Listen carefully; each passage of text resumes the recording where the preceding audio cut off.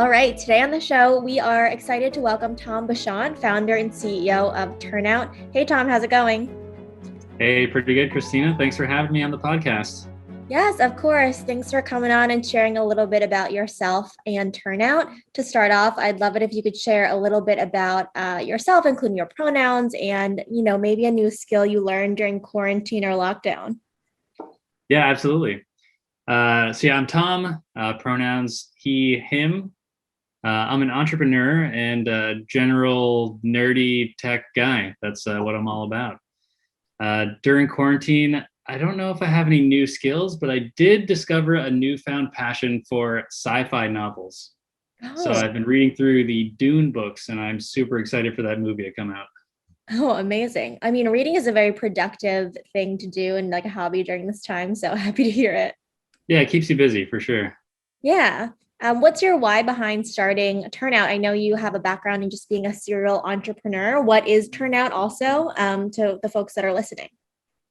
Yeah, definitely. So Turnout is a platform for building communities within large companies by making it easy to host events and discussions that bring people together. We're initially focused on employee resource groups and affinity groups, for folks who are underrepresented at large companies. And, that is the story of why we started this. When I was working at my previous company, a few of my closest friends were running some of these communities at our company. And I saw, how important it was to have this space where people feel a sense of belonging and feel like they're included at the company. We wanted to be sure that we were empowering them with the right tools to actually build those communities.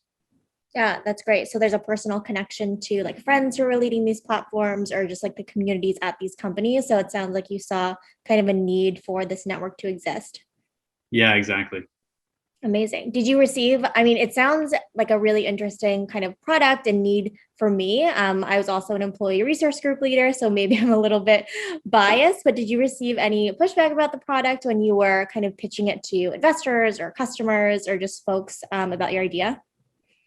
Yeah, definitely. So I think the biggest pushback we've heard, people who have been running these communities for, the past several years, I think there's this notion that having a Slack channel means you have a community. And I think that's something we're trying to push back against. We think a community is a lot more than that. Community is about this sense that you belong with a larger group of like-minded people that you share experiences with. And that can't be done with just a Slack channel. We think Slack is one great way to interact with folks, but it needs to be a lot more. We need to be getting people together to interact in real time, whether that's through video chats for now or in-person experiences when that's possible. But yeah, ultimately, there's so much more to creating a true sense of community than just a Slack channel and maybe a couple Zoom links that are pasted in every now and then. Yeah, absolutely. And let's dig into that too, in terms of aside from like Slack and Zoom, and just in terms of like competitive differentiators, how is Turnout different than another kind of event or community based platform? Yeah, so we don't try to replace those tools. We're not going to make a new Slack, or we're not going to make a new Zoom. What we're doing is focusing on the community leaders themselves and making their lives a lot easier, not only by integrating with these tools. So by integrating with Zoom, we'll be able to generate events and video calls for you. We'll also be able to tell you new data that you didn't previously have.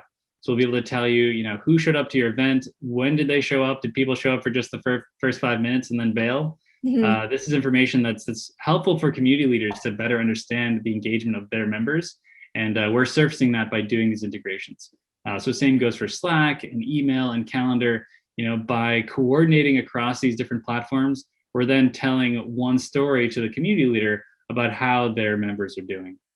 Yeah, absolutely. And a big part of community is engagement and employees at a company who are participating in these employee resource groups as well. I would love to know from your perspective why employee engagement is so crucial and also kind of what is the turnover cost of employees who are really not engaged at their company. Yeah, absolutely. Engagement, is directly tied to employee retention, right? If you don't feel like you're a part of the company, you don't feel aligned with its mission, you don't feel that you matter, you're not going to stick around that company, right? So just through engagement programs, a company of around 1,500 people can save $1.5 million in annual cost due to churn that is completely preventable. That's due to churn of people feeling like they're not a part of the company. So by reaching out and supporting these programs proactively, ensuring that people feel like they're a part of something bigger than themselves, not only is it great for employee morale, employee engagement also leads to more productive employees. Engaged workforces are actually 30% more profitable than non-engaged workforces. But then at the end of the day, they're more likely to stick around, and it's expensive to try to replace your workforce if they're leaving because they don't feel included. Yeah, absolutely. We like to say that it's a need to have in terms of employee engagement and just, having a strategy that's intentional around the employee experience instead of like a nice to have. It impacts the bottom line, but also in the long term, like you said, it has to do with retention of employees and ensuring that they feel that they are part of the environment, part of the product, part of the mission, which is great there. I'd also love to learn if there is kind of an example of an end-to-end customer who is using and leveraging your platform and how their employee resource groups are really using it to get that data that you were talking about as well. Definitely. So we're working with several different companies, but I'll touch upon one in particular, Cruise, the self-driving car company based out of San Francisco. Oh, cool. We recently partnered with them to power all of their internal communities. So what we saw is just after getting onto the Turnout platform, we saw their community membership jump by 45%. So, they were tracking community membership primarily just who's a part of a different Slack channel, right? Which, as we know, does not actually mean you're an engaged member of that community. Mhm. But once we gave them the ability to discover, like, what are other communities that I can be a part of, whether those are based on cultural backgrounds or identities, or around interest groups. We also support, things like book clubs, board game clubs. If there were a sci-fi club, I would definitely join that. And just by having that ability to discover other ways to get involved, yeah, we saw the participation of these groups skyrocket. That's great. Have you driven a self-driving car before? Well, I have, yeah, sat in the back seat. I have not driven it myself, honestly, but I have been in a car with a self-driving car, and let me tell you, it's pretty amazing. Like, the Oh, future is here. you're a It's really brave impressive. soul, and I think that's interesting. Maybe I'll do that when I'm out in San Francisco as well. Oh yeah, they're everywhere out here. They're roaming the streets. You'll see self-driving cars everywhere. Oh my God, roaming the streets. Well, I know you mentioned that you work with kind of book clubs and just like other community groups as well, but a lot of the kind of stakeholders that you work with are employee resource group leaders, community leaders at companies, and we know a lot of their work is around diversity, equity, and inclusion at a company. Do you typically work with other kind of stakeholders at the company outside of these roles when the platform is rolled out? Yeah, so you're right. We start with heads of diversity and inclusion. They're tasked with the very difficult job of supporting these communities, Yeah. and they're ultimately looking for better ways to understand how the communities are performing, and they're responsible for those metrics. Once we've partnered with a company, we start to support more general, their internal events, all their internal discussions. We do work with folks like heads of internal communications. Mhm. For them, they're trying to better reach the employees of a company, whether that's for, let's say, all hands events, similar to a community hosting an event. The company wants to know, like, how engaged are folks at our all hands presentations? Are there employees who show up for 5 minutes and leave? Are there employees who never show up? It's a pretty good indication of how they feel about the company and its mission. So that's one persona that we start to work with. And after that, it's typically, head of human resources analytics. So Mhm. we're helping them better understand their workforce. Again, tying this community involvement and engagement to the retention numbers that they're already tracking. Yeah, that's already top of mind for these folks. And what we're seeing is, all right, let's get you more focused on how engagement is affecting those numbers. Yeah, it sounds like it's very like results driven and specifically for the goals of heads of DEI, like heads of internal communication, HR, people teams. So a lot of different folks in the company who really community is important for employees, which is really interesting too. But community is something that is sometimes really intangible. And like you said, you could have this amazing event and maybe 100 people show up and then like 80 people drop off after the first 5 minutes or people aren't as engaged during the conversation, especially virtually. It's hard to tell. How do you really measure the success of the platform? Yeah, so by facilitating a lot of these events and discussions through the community portal, what we're trying to do is pick up on trends on an individual basis. So, we're looking at, how does an individual participate in community over a longer time span? And so Mhm. that involves, across event participation. Did they show up to this one event, or are they kind of a recurring participant over time? Do they like to participate in events only, or do they also participate in discussions through Slack or through email campaigns? And so what we're trying to do is take a look at all these disparate ways people like to interact. Some people just don't like going to Zoom calls, and we totally understand that. And there's other ways to participate in the community. And so what we'll do is try to factor all those things into one cohesive engagement score. We have kind of our own proprietary machine learning based way to take in this huge amount of data and spit out one score, but it factors in multiple different ways that you can participate. So whether that's event attendance, discussions, or simply just making sure that you're the ones who's reading and clicking on links of every newsletter that goes out. That's engagement right there. Yeah, so it sounds like there's different ways to slice the data, and kind of Turnout helps folks kind of look at the community engagement on that level as well. Yeah, that's exactly right. That's great. I'm sure that there are a couple of different ones throughout this past year and just as you're growing the platform and scaling as well, but a rewarding or proudest moment that comes to mind when you see folks like crews using the platform, and just like you see that there is a need in the market to really drive this community-based element at companies. Yeah, definitely. One example in particular, one of my good friends who, again, was part of the reason we started this whole company to begin with, who is running the Asian and Pacific Islander cultural group. Obviously having a really tough time trying to build a sense of safety and inclusion in that community with everything that's going on right now. And seeing her be able to use Turnout to bring in speakers and the right facilitated discussions around such a difficult topic, and help to support that community in a time of need. Obviously I've been in close contact with her, and it's just been really great to see our tool used for something that is having real impact on people in a positive way. So having impact on people feeling like they have this kind of sense of psychological safety at the company.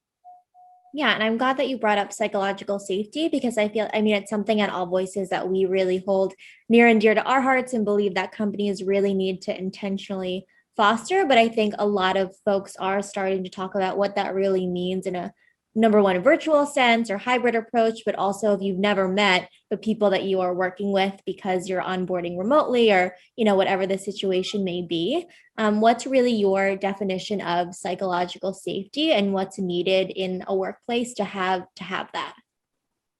Yeah, that's absolutely right. It's a strange time we're in where you can work with people and have never met them in person. It's crazy. So I definitely plagiarized my own definition from, I believe it was Amy Edmondson who first coined this term. And I think she defined psychological safety as a shared understanding that a group is safe for risk taking. And I really like that, because I think you have to feel comfortable taking some element of risk and understand that within that group, there's this trust and this sense of shared understanding, where you can try to propose ideas or talk about things that are outside of your typical working day. And that's where progress is made, is when you can talk about things that are maybe pushing the envelope a little bit. So I think the idea of being able to speak openly with a group without fear of judgment and retribution, to me, that means psychological safety. And that's also something we're trying to facilitate and help to measure. Like, are these communities creating a space where people aren't tiptoeing around issues? There is that element of safety to have real conversation. Yeah, and real conversation with employees who are all bringing in their own experiences. And it's funny that you mentioned Amy Edmondson as well, because we also work with her too, especially around our diversity, equity, and inclusion kind of portion of the tool as well. And really think it's important just to really be intentional about like what you're doing as an organization to really foster that environment as well. And I think a lot of these themes around community, employee engagement have to do with company culture. And I would love to know, kind of in your opinion, what's the best company culture you've either worked in or created as, again, someone who has started a couple different companies in your time?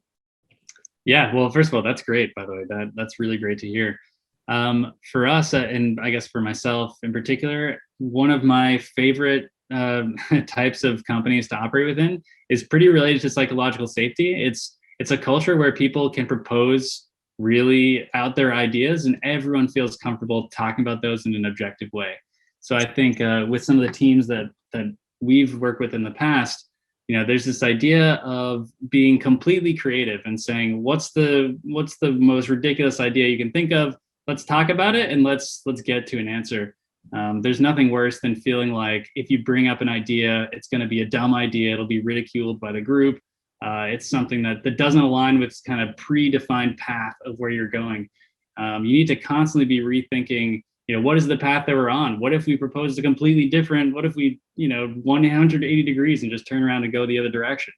I think always feeling comfortable challenging those assumptions in an open, honest and thoughtful way where you're not, criticizing or making people feel insignificant. I think that's really where culture becomes fun. And that's where brainstorming conversations result in just the best ideas. Yeah. And as a kind of a CEO and leader of a company, do you feel like your team definitely has that culture? And just like, especially with, I feel like sometimes with the CEO, people are just like, I don't know if I should give him my real feedback or just like if it's going to go well in terms of just like these ideas. Do you kind of do anything intentionally to create that, like build that trust with employees, especially people who like might not know you, might be their first meeting with you? What are your kind of thoughts there in terms of building trust with new employees? Yeah, I think sometimes it helps when someone in my position is also out there proposing crazy ideas, right? I don't want to be the one coming in and shooting people down and saying this is not going to work. Like let's build on the craziest idea and see if we can get even crazier. So that's my personal working style. That's what I like to do. I like to jump into conversations and really promote this idea of divergent thinking to start with. Like let's talk about all the options on the table. Not feel afraid for myself to seem stupid in front of a group, right? I'll propose something that's completely ridiculous, and that's okay. So I think that helps. I think, people do like to see how the tone is set sometimes from a Yeah. leadership standpoint. And ultimately, I think it helps to create this sense of equality in the group. Like we're all here, our ideas all have the same value at the end of the day. Yeah, and I love that because leading by example is so important, especially in like a startup or in a larger organization. It's something that is a common trend throughout to make employees feel like they and like team members at any level can also brainstorm those big ideas and give that feedback. Do you have any advice for folks who are looking to maybe join your team? Yeah, I think one of the traits that we look for are folks who are lifelong learners who are passionate about whatever topic they happen to get involved in. It's okay if you're not an expert in exactly the field that we're in, but if you're passionate about what you're doing and you show that you continuously try to better yourself on whatever topic you're focused in, that's really important to us. So doing things like if you're passionate about a topic, finding great podcasts on that topic to better educate yourself, reading books on how to get better at it. I think that shows qualities that we look for because you can transfer those skills to a different area, right? If you're a real expert in a self-taught expert in one field, you can transfer those skills to something else if you have that trait of the ability to teach yourself over time. So that's something that we look for a lot. Yeah. And speaking of passion, ironically, because we were just talking about self-driving cars, but one of your passions is transportation. And I wanted to ask where that specific passion stemmed from as well. Yeah, transportation is something I'm still very passionate about. It's interesting, for what we're doing at Turnout, a big part of what we're doing is equity, right? The idea of giving equal opportunities to all who aren't in the same situation. I actually find transportation to have that same effect. That equal access to transportation provides equity to those who may be disadvantaged. So when I think about transportation, I think a lot about public transportation, about mass transit, and the ability to give access to folks who maybe can't afford to buy a car, let's say, or don't want to buy a car, giving them the opportunity to be able to get to work every day. that's a huge impact on someone's livelihood. And that's something that I'm personally really passionate about, is expanding the right for everyone to have access to transportation, because it opens up those doors. Yeah, I think that's so true around accessibility and just this opportunity, and again around community as well. So I was just interested. I saw that in your bio as well. Is there anything that you want to share in terms of the folks that are listening, how they can learn more about Turnout or yourself, if they have any questions about your experience and any ways that they can support the work that you're doing? Yeah, absolutely. Would love to talk to anyone who's out there building their own communities, see if there's a way we can help, whether it's through our platform or even just having a conversation about it. So you can learn more about Turnout at getturnout.com, and you can reach me directly, Tom at getturnout.com, pretty easy to remember. And yeah, I would love to talk through anyone who's going through the same challenge of trying to build an engaged community. Amazing. I have one more question. Just because that you do have so many experiences in building a community yourself as well, and just like in terms of a company, but also I would argue just like, employee engagement as well. Knowing what you know now, like, is there any advice you would give to yourself when you were first starting your first organization? Yeah, I would say it sounds a bit cliche, especially given everything we're talking about. But I think, yeah, focusing more on people, like especially, at a young startup, a young community, it's the same way. The people that are part of your organization really set the tone, and make sure that you focus on finding the right folks who believe in what you believe in, and really supporting them, supporting their growth. Continually helping people. We talked about that self-taught, lifelong learner aspect, Mhm. like helping people to grow into whatever role they're in. At the end of the day, it doesn't really matter what the software looks like, what the code base looks like. It's ultimately going to be the team and the people you've built, that you've brought together, that really matters. Yeah, I think that's great. I think any business that you are in, especially in tech and, working with people and with community, it's very a human centric business. So I think that's really important for folks who are listening as well. Yeah, Um, absolutely. well, thank you so much, Tom. I really appreciate you sharing your insights with us today. And we will speak soon. At All Voices, we believe in the empowerment of employees to speak up. Creating a place where everyone feels they can speak up is a need to have for everyone to succeed at the organization. So we will talk soon. Thanks, Christina. Yeah, it's been great chatting with you. Thanks for having me. Awesome. If you can learn more about Tom and Turnout in the bio, talk soon.